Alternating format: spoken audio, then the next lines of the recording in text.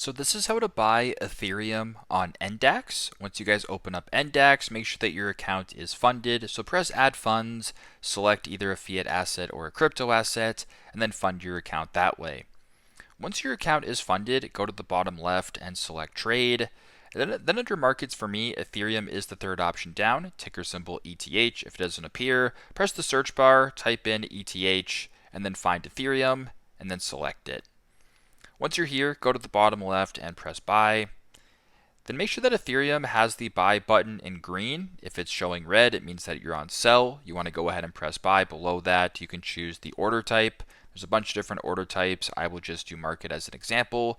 Then below that, you can type in how much Ethereum you want to purchase, either in regards to the actual quantity of Ethereum or the dollar value. So if you were to go down to order value, for example, and type in $10 worth, it'll then show you the market price, the order total, the fees, and how much you would be receiving. And then where it says insufficient funds below that, that is where it would say buy. Because my account doesn't have any funds in it, I can't actually buy it, but right here it says buy Ethereum. You then select that and proceed with the transaction. So that is how you guys can buy Ethereum here on Ndax. Thanks again for watching and hope this helps.